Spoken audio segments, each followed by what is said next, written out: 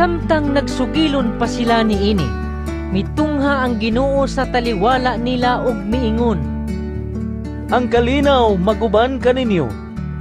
nakurat sila og nalisang, og naghuna-huna nga nakakita silag multo.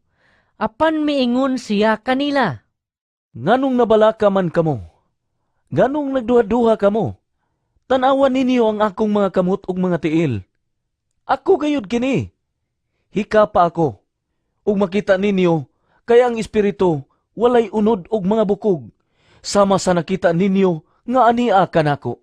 Unya, gipasabot niya sila sa kasulatan ug miingon siya kanila, Kini maong nahisulat nga ang Mesiyas kinahanglan nga magantos ug unya mabanhaw sa ikatulong adlaw. Kinahanglan nga isangyaw pinaagi sa iyang ngalan ang mensahe may tungod sa paghinulsol ug sa pagpasaylo sa mga sala ngadto sa tanang mga nasod sugod sa Jerusalem. Ug ako mismo mao ang magpadalanganhi kaninyo sa gisaad sa akong amahan.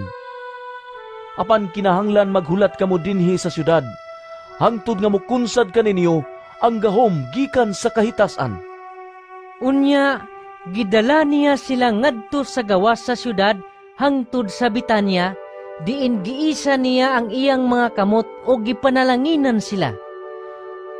Ug samtang gipanalanginan niya sila, mibiya siya o gibayaw ngadto sa langit. Gisimba nila siya ug unya mibalik sila sa Jerusalem nga malipayon kaayo.